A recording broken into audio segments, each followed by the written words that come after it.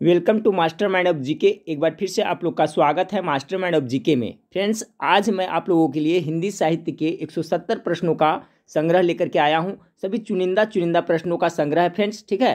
तो जो 170 प्रश्न है फ्रेंड्स, इसको हम लोग 3 पार्ट में कवर करेंगे। एक पार्ट में वीडियो बहुत काफ़ी लंबा हो जाएगा, ठीक है, और आप लोग बोर भी हो जाएगा, तो इसको 3 पार्ट में कवर करेंगे। तो ये पार्ट 1 है फ्रेंड्स। इसमें टोटल आज हम लोग 60 प्रश्न देखेंगे। आप लोग के डिमांड पे ही ये वीडियो प्रोवाइड करा रहा हूँ फ्रेंड्स। और सभी को पता है फ्रेंड्स कि जो बिहार कांस्टेबल का एग्जाम होने वाला है उसमें हिंदी साहित्य से 2 प्रश्न पक्का पूछा जाएगा, ठीक है। तो ये पार्ट 1 है, 60 प्रश्न है फ्रेंड्स। देखिए, वीडियो बनाने में मेहनत लगती है, इसलिए आप लोग से बार बार रिक्वेस्ट करता हूं कि वीडियो को लाइक जरूर करें। और फ्रेंड्स, चैनल पर पहली बार विजिट कर रहे हैं तो चैनल को सब्सक्राइब कर बेल आइकन को दबा दीजिएगा, तभी आपको महत्वपूर्ण वीडियो का नोटिफिकेशन मिलेगा समय से। चलिए तो शुरू करते हैं फ्रेंड्स। पहला नंबर सवाल है, हिंदी साहित्य के प्रारंभिक काल को आचार्य शुक्ल ने क्या कहा था। और देखिए फ्रेंड्स, ये सभी प्रश्न है जो किसी न किसी एग्जाम में पूछा हुआ है, ठीक है।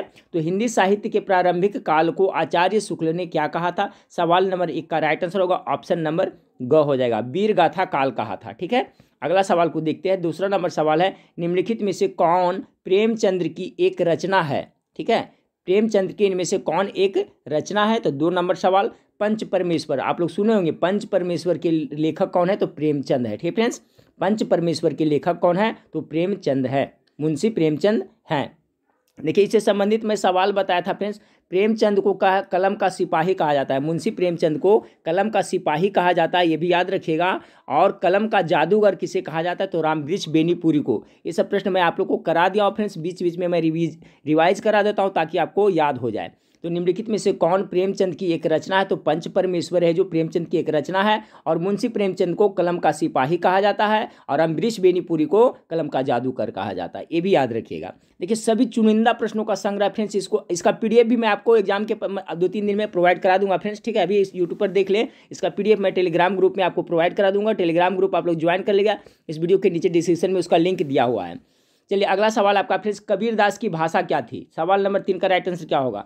सवाल नंबर 3 का, कबीरदास की भाषा क्या थी, तो सदुकड़ी थी। क्या थी, सदुकड़ी थी, ठीक है। सवाल नंबर 4 को देखें कि हिंदी का गद्य का सर्वप्रथम युग कौन है।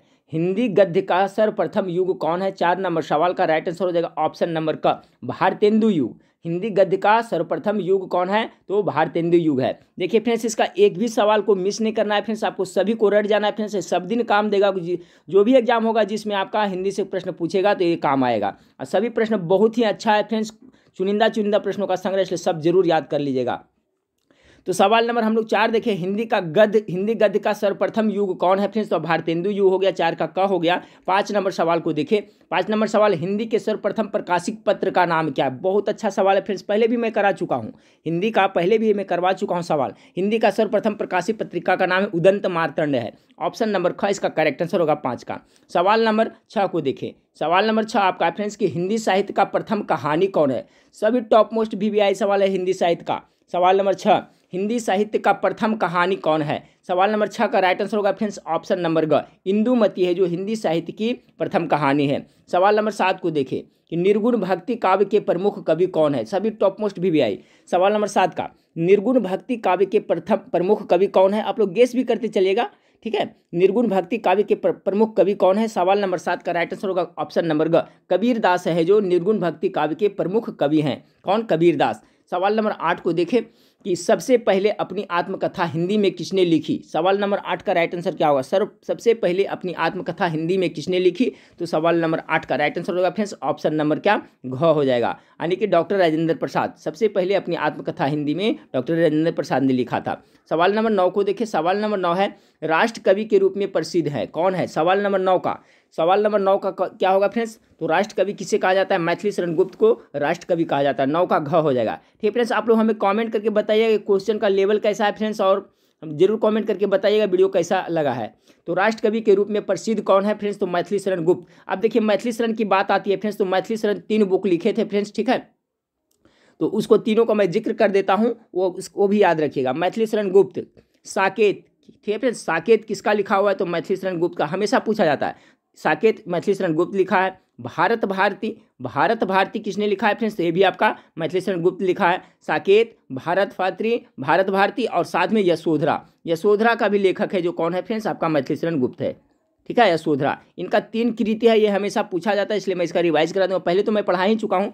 राष्ट्र कवि के रूप में प्रसिद्ध कौन है, तो मैथिली शरण गुप्त है। इनका तीनों रचना का नाम मैंने बताया फ्रेंड्स, साकेत, यशोधरा और भारत भारती, मैथिली शरण गुप्त जी का लिखा हुआ है। इन्हीं को यही कवि है जो मैथिली शरण गुप्त हैं, जो राष्ट्र कवि के रूप में प्रसिद्ध है। सवाल नंबर 10 को देखिए। सवाल नंबर 10 है, इनमें से कौन भक्ति काल का कवि नहीं है? भक्ति काल का कवि इनमें से कौन नहीं है? सवाल नंबर 10 का राइट आंसर होगा फ्रेंड्स अमीर खुसरो, जो भक्ति काल का कवि नहीं है। बाकी रसखान, नाभादास और नंददास, ये सभी हैं जो आपका भक्ति काल के कवि हैं। चलिए सवाल नंबर 11 को देखते हैं। सवाल नंबर 11, कृष्ण भक्त काव्य के प्रमुख कवि कौन है? टॉप मोस्ट VVI फ्रेंड्स, इसका एक भी प्रश्न है जो स्किप करने लायक नहीं है फ्रेंड्स, यानी सभी है जो महत्वपूर्ण सवाल है। कह रहा है कृष्ण भक्त काव्य के प्रमुख कवि कौन है? 11 नंबर सवाल का राइट आंसर ऑप्शन नंबर ये होगा सूरदास। ठीक है, कृष्ण भक्त काव्य के प्रमुख कवि कौन है? तो सूरदास को माना जाता है फ्रेंड्स, कृष्ण भक्त का काव्य के प्रमुख कवि सूरदास को। 11 का क। सवाल नंबर 12 को देखिए। अष्टछाप के सर्वश्रेष्ठ भक्त कवि के रूप में कौन जाने जाता का नाम लिया जाता है? किन का नाम लिया जाता है? अष्टछाप के सर्वश्रेष्ठ भक्त कवि के रूप में आपका किन्हें? तो सूरदास को। ठीक है, अष्टछाप के सर्वश्रेष्ठ भक्त कवि के रूप में सूरदास का नाम लिया जाता है। ऑप्शन नंबर ख इसका राइट आंसर होगा। एक भी सवाल देखिए जो सभी एग्जाम में पूछा हुआ सवाल है फ्रेंड्स। ठीक है, देखिए बहुत ज़्यादा इंपॉर्टेंट सवाल, छायावाद के प्रवर्तक किसे कहा जाता है? बार बार बिहार पुलिस में रिपीट होता है सवाल, छायावाद के प्रवर्तक किसे कहा जाता है फ्रेंड्स? सवाल नंबर 13। सवाल नंबर 13 का जो राइट आंसर होगा फ्रेंड्स ऑप्शन नंबर घ हो जाए, जयशंकर प्रसाद। जयशंकर प्रसाद को छायावाद के प्रवर्तक कहा जाता है। इन्होंने लिखा था आंसू, इनका बहुत ही फेमस है फ्रेंड्स, आंसू के लेखक है जो आपका जयशंकर प्रसाद है। कमायनी का भी लेखक है जो कौन है? जयशंकर प्रसाद है, ये भी बहुत फेमस बुक है। तो दोनों का याद रखिए, आंसू जयशंकर प्रसाद का लिखा हुआ है, कमायनी भी इन्हीं का लिखा हुआ है। तो छायावाद के प्रवर्तक के नाम में का नाम क्या है फ्रेंड्स? आपका जयशंकर प्रसाद। सवाल नंबर 14 को देखिए। सवाल नंबर 14, गबन मुंशी प्रेमचंद्र का क्या है? देखिए गबन है क्या है फ्रेंड्स? चलिए सवाल नंबर 14 का, तो गबन एक उपन्यास है फ्रेंड्स। गबन हो गया, गोदान हो गया, ये सब जो मुंशी प्रेमचंद्र का उपन्यास है। ऑप्शन नंबर का इसका 14 का राइट आंसर हो जाएगा।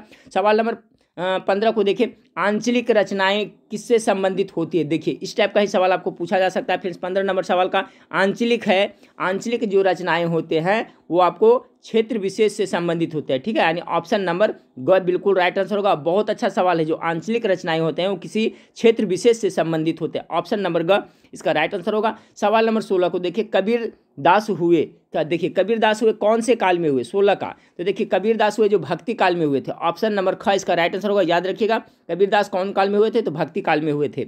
अगला सवाल को देखते हैं फ्रेंड्स। सवाल नंबर 17, रामचरितमानस की भाषा क्या है? रामचरितमानस की भाषा क्या है? तो सवाल नंबर 17 का जो राइट आंसर होगा फ्रेंड्स ऑप्शन नंबर क्या हो जाएगा? घ हो जाएगा, अवधि।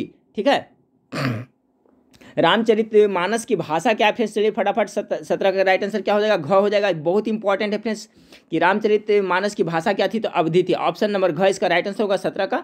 सवाल नंबर 18 को देखिए। सवाल नंबर 18 है, निराला द्वारा रचित ललित गीतों का संग्रह कौन सा है? निराला, सूर्यकांत पाठी निराला, ठीक है फ्रेंड्स, उनका द्वारा रचित सूर्यकांत त्रिपाठी निराला जी द्वारा रचित ललित गीतों का संग्रह कौन सा है? 18 नंबर सवाल का राइट आंसर ग होगा, गीतिका। क्या है? गीतिका। अगला सवाल है फ्रेंड्स, कवि नागार्जुन का वास्तविक नाम क्या है? बहुत अच्छा सवाल है, जीके जीएस में ही पूछा जाता है। चलिए गेस करिए फ्रेंड्स, सवाल नंबर 19 का राइट आंसर क्या होगा?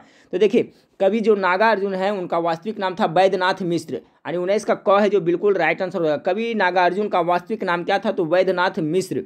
चलिए अगला सवाल है फ्रेंड्स आपका, रसीम रथी का नायक कौन है? चलिए फटाफट गेस करिए।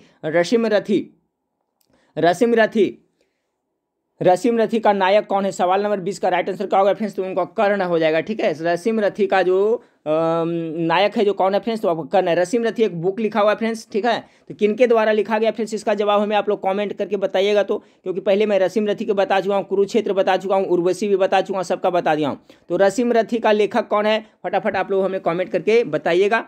तो सवाल नंबर 20 में क्या रसीम रथी है जो आपका, इसके नायक कौन था? तो कर्ण था। 20 का नंबर सवाल का राइट आंसर ऑप्शन नंबर ग हो जाएगा। चलिए सवाल नंबर 21 को देखते हैं कि हिंदी खड़ी बोली के प्रथम रचनाकार कौन है? हिंदी खड़ी बोली के प्रथम रचनाकार कौन है? 21 नंबर सवाल का राइट आंसर होगा फ्रेंड्स आपका घ, लल्लू लाल। बड़ा इंटरेस्टिंग नाम है फ्रेंड्स। हिंदी खड़ी बोली के प्रथम रचनाकार कौन है? तो लल्लू लाल है। 21 नंबर सवाल का राइट आंसर ऑप्शन नंबर घ हो जाएगा। सवाल नंबर 22 को देखिए फ्रेंड्स कि हरिवंश राय बच्चन ने अपने इंग्लैंड प्रवास काल में कौन सा गीत संग्रह लिखा था। हरिवंश राय बच्चन अमिताभ बच्चन के जो पिताजी हुए फ्रेंड्स, इन्होंने बोला था फ्रेंड्स कि लहरों से डरकर नौका पार नहीं होती और कोशिश करने वालों को कभी हार नहीं होती। आप लोग सुने होंगे, बहुत ही फेमस और बहुत ही प्रेरणादायक ये अपना का कविता है, गीत है फ्रेंड्स। तो हरिवंश राय बच्चन ने अपने इंग्लैंड प्रवास काल में कौन सा गीत संग्रह लिखा था। सवाल नंबर 22 का जो राइट आंसर ऑप्शन नंबर ख प्रणय पत्रिका लिखा था। ठीक है, ऑप्शन नंबर ग 22 का राइट आंसर हो जाएगा। सवाल नंबर 23 को देखें कि साहित्य के तत्वों की संख्या कितनी होती है। बहुत अच्छा सवाल, साहित्य के तत्व कितने होते हैं। 23 नंबर सवाल का होता है 4 होते हैं। साहित्य के तत्व कितने होते हैं फ्रेंड्स, तो 4 होते हैं। सवाल नंबर 24 को देखें। सवाल नंबर 24 है कि भारतीय काव्य शास्त्र में प्रबंध काव्य के कितने भेद बताए गए हैं। भारतीय काव्य शास्त्र में प्रबंध काव्य के कितने भेद बताए गए हैं। 24 का जो राइट आंसर होगा फ्रेंड्स ऑप्शन नंबर ख 3 भेद बताए गए हैं। चलिए सवाल नंबर 25 को देखते हैं। 25 नंबर सवाल है कि भूषण किस रस के कवि थे। भूषण थे जो आपका किस रस के कवि थे। सवाल नंबर 25 का हो जाएगा वीर रस के कवि थे। भूषण जी थे जो आपका वीर रस के कवि थे। अगला सवाल को लेते हैं 26 नंबर सवाल। किसी भी निबंध को उल्लेखनीय बनाने के लिए उसमें वैयक्तिक का गुण होना आवश्यक है। इसका क्या अर्थ होता है। इसका क्या अर्थ होता है। तो सवाल नंबर आपका जो 26 है इसका राइट आंसर होगा ऑप्शन नंबर का निबंध पर निबंधकार के व्यक्तित्व की सुस्पष्ट छाप होना। ठीक है, ये इसका राइट आंसर होगा 26 का क। सवाल नंबर 27 को देखिए कि शकुंतला किसकी पुत्री थी। शकुंतला किसकी पुत्री थी। सवाल नंबर 27 का राइट आंसर होगा फ्रेंड्स आपका विश्वामित्र की। ध्यान से याद रखिएगा, जो शकुंतला थी जो किसका पुत्री थी, तो विश्वामित्र की पुत्री थी शकुंतला। अगला सवाल को लेते हैं। अगला है कि बच्चन जी ने प्रथम बार जीवन और मानवीयता के प्रति अपने प्रौढ़ भावों को वाणी किस कृति में दी थी। बच्चन यानी हरिवंश राय बच्चन जी के बारे में कह रहा है। तो सवाल नंबर 28 का राइट आंसर हो जाएगा ख आरती और अंगारे। कह रहा है बच्चन जी ने प्रथम बार जीवन, थोड़ा सा इसको जूम करते हैं फ्रेंड्स। बच्चन जी ने प्रथम बार जीवन और मानवीयता के प्रति अपने प्रौढ़ भावों का वाणी किस कृति में दी थी, तो आरती और अंगारे। ऑप्शन नंबर ख इसका राइट आंसर होगा 28 का। सवाल नंबर 29 को देखिए। सवाल नंबर 29 है जयशंकर प्रसाद की सर्वश्रेष्ठ रचना कौन सी है। चलिए फटाफट गेस करिए फ्रेंड्स। सर्वश्रेष्ठ जितना भी ये रचना है फ्रेंड्स सभी के है जो उनका है। जयशंकर प्रसाद का भी मैंने बताया था ना, जयशंकर प्रसाद कहा हुआ कामायनी भी है, लहर भी है, आंसू भी है, झरना, ये सभी के लेखक है जो जयशंकर प्रसाद हैं। इनका कह रहा सर्वश्रेष्ठ रचना कौन, तो आपका ऑप्शन नंबर का कामायनी इनका सबसे सर्वश्रेष्ठ रचना है। बाकी ये भी याद रखिए, लहर किसके द्वारा लिखा गया, जयशंकर प्रसाद। आंसू किसने लिखा है, जयशंकर प्रसाद। झरना किसने लिखा है, जयशंकर प्रसाद। ठीक है, तो सर्वश्रेष्ठ आपका इनका हो जाएगा क्या, कामायनी हो जाएगा। सवाल नंबर 30 को देखते हैं। बिहारी ने क्या लिखे हैं, बताइए बिहारी ने क्या लिखे हैं। 30 का सभी जानते हैं बिहारी के दोहे बहुत फेमस है, बिहारी ने ज़्यादा दोहे लिखे हैं। ऑप्शन नंबर ख इसका राइट आंसर होगा। सवाल नंबर 31, कबीर किसके शिष्य थे। बहुत अच्छा सवाल है, यानी कबीर किसके शिष्य थे, यानी कबीर के गुरु कौन थे। ये तो आपका जीके जीएस में पूछा जाता है फ्रेंड्स, तो बताएं आप लोग। 31 नंबर सवाल का, तो कबीर के गुरु को क्या कहते थे, रामानंद कहते थे फ्रेंड्स। 31 नंबर सवाल का राइट आंसर ऑप्शन नंबर ग हो जाएगा। यानी कबीर किसके शिष्य थे, तो रामानंद के शिष्य थे, यानी कबीर के गुरु कौन थे, तो रामानंद थे। अगला सवाल को देखते हैं। महाकाव्य में कितने सर्ग होते हैं, कितने सर्ग होते हैं, तो 32 नंबर सवाल का हो जाएगा 8 सर्ग होते हैं। महाकाव्य में 8 सर्ग होते हैं। कितने, 8 सर्ग होते हैं। सवाल नंबर 33 को देखिए। हिंदी का आदि कवि किसे माना जाता है, हिंदी का आदि कवि किसे माना जाता है। सवाल नंबर 33 का राइट आंसर क्या होगा, फटाफट गेस करें। तो देखिए स्वयंभू। ठीक है, हिंदी का आदि कवि किसे माना जाता है, तो ऑप्शन नंबर ग इसका स्वयंभू है जो करेक्ट आंसर हो जाएगा। चलिए सवाल नंबर 34 को देखते हैं। सवाल नंबर 34 है निम्नलिखित में से किसे महाप्राण कहा गया है। महाप्राण किसे कहा गया, किस लेखक को कहा गया है, किन्हें कहा गया है। तो सवाल नंबर 34 का गेस करें। ऑप्शन ए में भारतेंदु हरिश्चंद्र, बी में महावीर प्रसाद द्विवेदी, सी में निराला जी और डी में माखनलाल चतुर्वेदी। तो देखिए निम्नलिखित में से किसे महाप्राण कहा गया है, तो आपको निराला जी को महाप्राण कहा गया। ऑप्शन नंबर ग इसका राइट आंसर होगा। याद रखिएगा फ्रेंड्स, महाप्राण किसे कहा गया, तो निराला जी को कहा गया है। अगला सवाल 35 नंबर सवाल। रामचरितमानस में कितने कांड होते हैं। अभी हमने देखा था रामचरितमानस कौन सी भाषा, अवधी भाषा में थे फ्रेंड्स। इसमें टोटल कांड कितने होते हैं, तो 35 नंबर सवाल का राइट आंसर 7 कांड होते हैं। आप लोग सुने होंगे रामचरितमानस में कितने टोटल कांड हैं, तो टोटल 7 कांड है। ऑप्शन नंबर ग इसका राइट आंसर हो जाएगा फ्रेंड्स। ये देखिए कभी भी और जीके जीएस में कहीं भी ये पूछा जाता है रामचरितमानस में कितने कांड होते हैं, तो 7 कांड हो गए फ्रेंड्स। सवाल नंबर 36 को देखें कि हिंदी के प्रथम मौलिक उपन्यास कौन थे। हिंदी के प्रथम मौलिक उपन्यासकार हैं, हिंदी के प्रथम मौलिक उपन्यासकार कौन है। 36 नंबर सवाल का राइट आंसर हो जाएगा ऑप्शन नंबर ग श्रीनिवास दास। श्रीनिवास दास हैं जो हिंदी के प्रथम मौलिक उपन्यासकार हैं।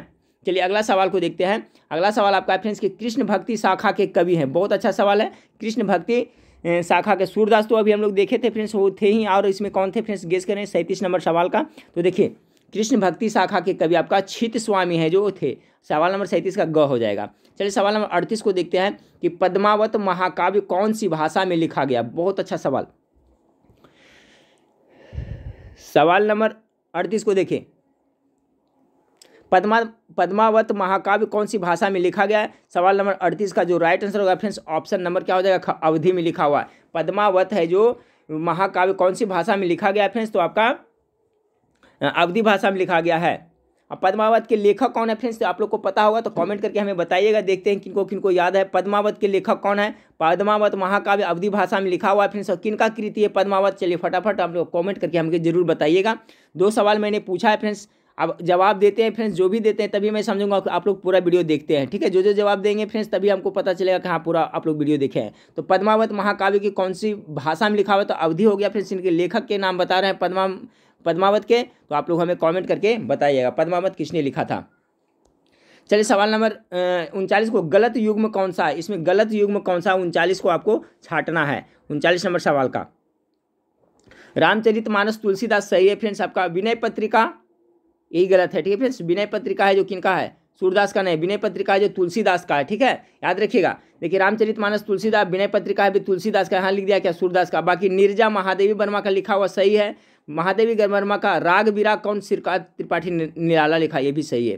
तो समझ गए होंगे फ्रेंड्स यहाँ क्या है कि रामचरितमानस से सुमेली कर रहा है युग्म कौन सा, गलत युग्म कौन सा है, तो आपका कर तो आपका सही हो गया क्योंकि फ्रेंड्स रामचरितमानस के लेखक तुलसीदास है। विनय पत्रिका का एक गलत हो गया क्योंकि इसका लेखक कौन है, तो तुलसीदास यहाँ दे दिया सूरदास। बाकी नीरजा का लेखक महादेवी वर्मा, याद रखिएगा। राग विराग का श्रीकांत त्रिपाठी निराला। एक महादेवी वर्मा का और यामा सुनिएगा, ठीक है फ्रेंड्स। यामा का लेखक है जो महादेवी वर्मा है, बहुत ही फेमस है और बार बार एग्जाम में पूछा जाता है, तो ये भी याद रखिएगा। निर्जा है जो महादेवी वर्मा, यामा का है। तो सवाल नंबर आपका 39 का राइट आंसर हो जाएगा ऑप्शन नंबर ख, क्योंकि ये सुमेलित नहीं है, ये गलत है, गलत युग्म है, क्योंकि विनय पत्रिका के लेखक तुलसीदास है, न कि सूरदास है।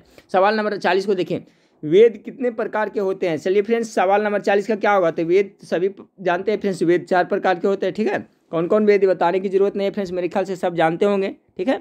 कौन सा कौन है, सामवेद, ऋग्वेद, सामवेद, अथर्ववेद और यजुर्वेद, 4 वेद है, ठीक है। अब 4 वेद की बात आती है फिर तो सामवेद है जो संगीत से संबंधित वेद है, ठीक है। पूछा जाता है कौन सा वेद है जो संगीत से संबंधित है या संगीत का जनक कहा जाता है, सामवेद को। स से सामवेद, स से संगीत, ठीक है।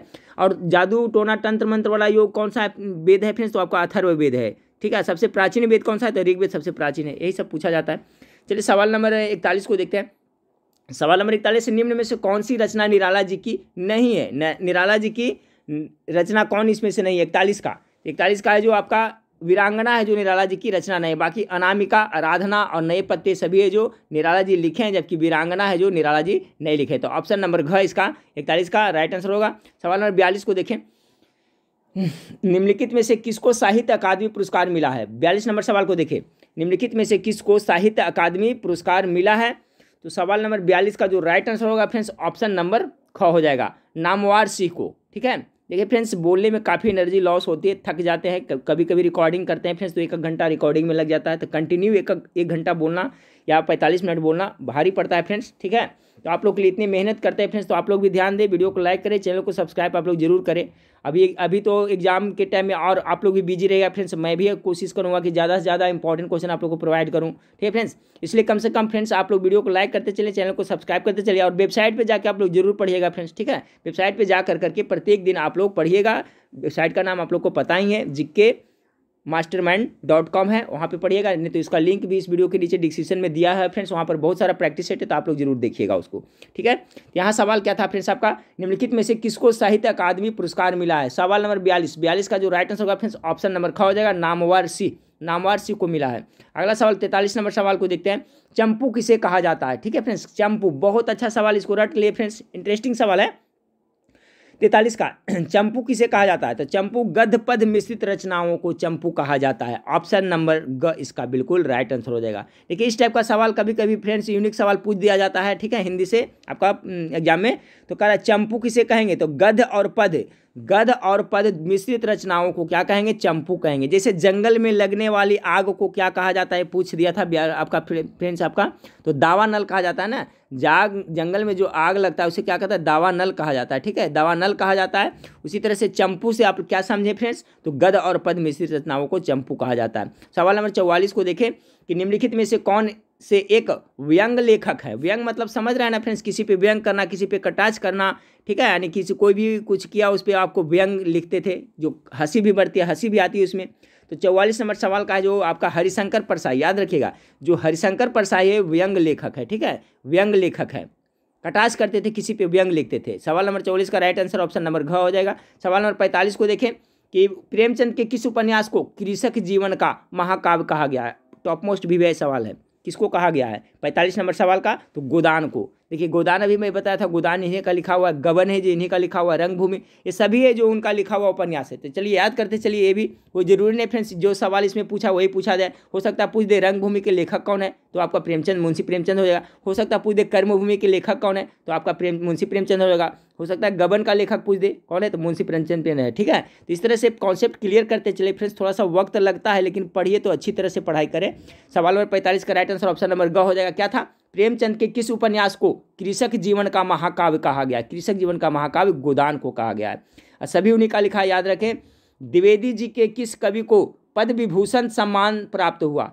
सॉरी, द्विवेदी युग का, पढ़ने मिस्टेक हुआ फ्रेंड्स, द्विवेदी युग, ठीक है, जो युग होता है, काल होता है, तो द्विवेदी युग के कौन से कवि थे जिन्हें पद्म विभूषण सम्मान प्राप्त हुआ था? 46 का राइट आंसर हो जाएगा ऑप्शन नंबर क्या? ख, मैथिली शरण गुप्त। मैथिली शरण गुप्त जिन्हें राष्ट्र कवि भी कहा जाता है फ्रेंड्स, राष्ट्र कवि इन्हीं को कहा जाता है ना, अभी मैंने देखा था।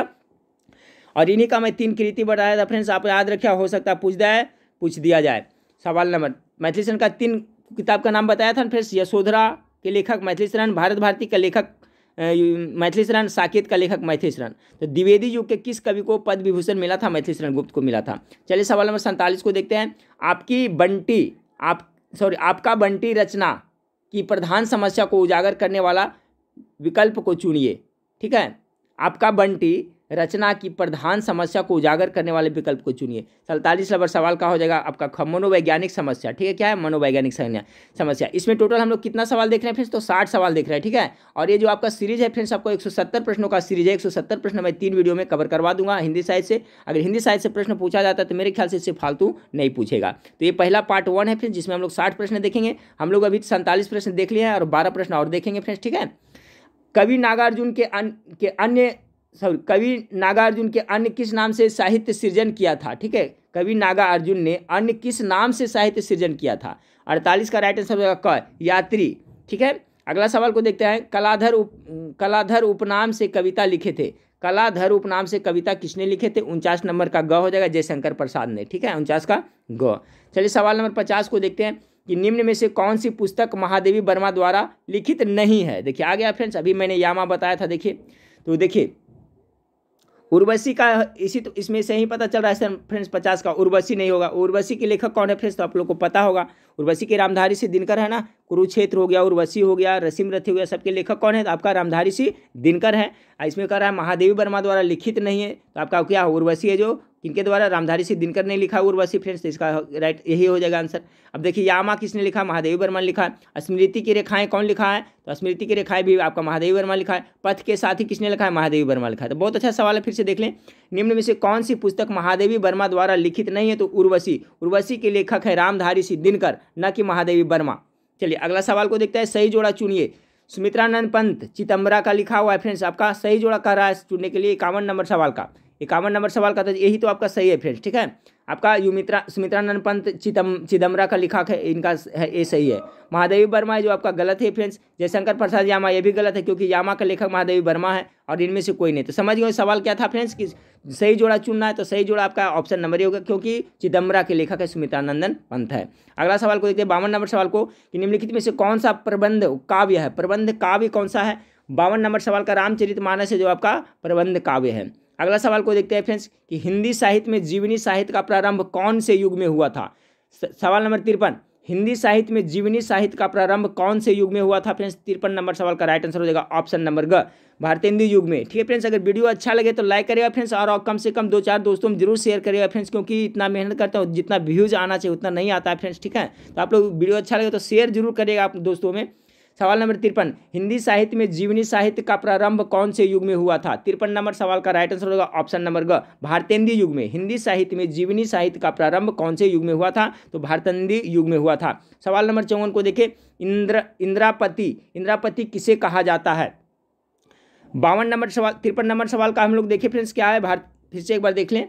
हिंदी साहित्य में जीवनी साहित्य का प्रारंभ कौन सा युग में हुआ था, तो भारतेंदु युग में हुआ था। अगला सवाल आपका, इंद्रापति किसे कहा जाता है, तो सवाल नंबर 54 का राइट आंसर होगा फ्रेंड्स आपका विष्णु को। ठीक है, इंद्रापति किसे कहा जाता है, तो इंद्रापति आपको विष्णु भगवान को कहा था। 54 का राइट आंसर ऑप्शन नंबर ग हो जाएगा। सवाल नंबर 55 को देखें कि निम्नलिखित में से किसने रीतिकाल को श्रृंगाल काल कहा था। रीतिकाल को श्रृंगाल काल किसने कहा था। 55 नंबर सवाल का राइट आंसर ऑप्शन नंबर घ होगा, विश्वनाथ मिश्र ने कहा था। किसने, विश्वनाथ मिश्र ने। ठीक है फ्रेंड्स, इसको 2-3 दिन में मैं पूरा सीरीज खत्म हो जाएगा तो इसका PDF मैं आप बना कर दे दूंगा फ्रेंड्स। लास्ट में आप लोग फटाफट रिवीजन कर लीजिएगा। अभी से इसको यूट्यूब पर 1-2 बार देख लीजिएगा फ्रेंड्स, तो कुछ याद हो जाएगा, फिर आपका बाद में फाइनल रिवीजन कर लीजिएगा। सवाल नंबर 56 का है कि रसनिधि किस कवि का उपनाम है। रसनिधि किस कवि का उपनाम था। सवाल नंबर 56 का जो राइट आंसर होगा फ्रेंड्स ऑप्शन नंबर ग हो जाएगा, पृथ्वी सिंह का। रसनिधि किस कवि का उपनाम था, तो सवाल नंबर 56 का राइट आंसर हो जाएगा ऑप्शन नंबर ग, पृथ्वी सिंह का था। चलिए सवाल नंबर 57 को देखें, सितारे हिंद किस लेखक का उपनाम था। सितारे हिंद किस लेखक का उपनाम था। सवाल नंबर 57 का राइट आंसर हो जाएगा ऑप्शन नंबर ख, किसका था, तो राजा शिव प्रसाद जी का। सितारे हिंद किस लेखक का उपनाम था, तो ऑप्शन नंबर ख इसका राइट आंसर हो जाएगा। सवाल नंबर 58 को देखें, अमृता प्रीतम किस भाषा की साहित्यकार है। बहुत अच्छा है फ्रेंड्स, अमृता प्रीतम किस भाषा की साहित्यकार है। अमृता प्रीतम का हम लोग नाम सुनेंगे, कागज ते कनवास लिखा था, अमृता प्रीतम ने लिखा था। ठीक है फ्रेंड्स, तो कौन सा भाषा के 58 का ग हो जाएगा, पंजाबी भाषा का। इनका बहुत ही फेमस है, कागज ते कनवास का लेखक अमृता प्रीतम है, ये पंजाबी भाषा के साहित्यकार है। चलिए 59 नंबर सवाल को देखते हैं फ्रेंड्स। 59 नंबर सवाल है कि हिंदी में के सर्वाधिक एवं ऐतिहासिक नाटककार कौन है।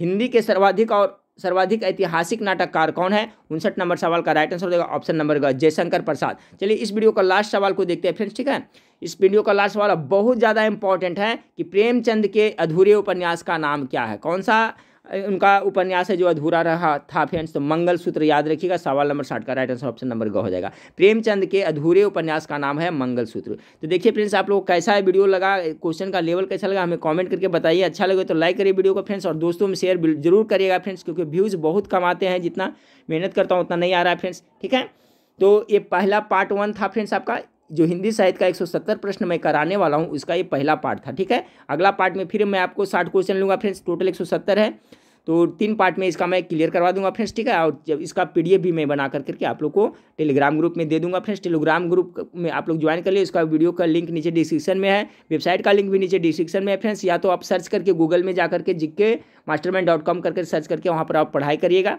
ठीक है, तो नेक्स्ट वीडियो में फिर मिलते हैं फ्रेंड्स। आज 8:30 बजे फिर लाइव क्लास में आप लोग से मिलते हैं। तब तक के लिए देखने के लिए थैंक यू, धन्यवाद।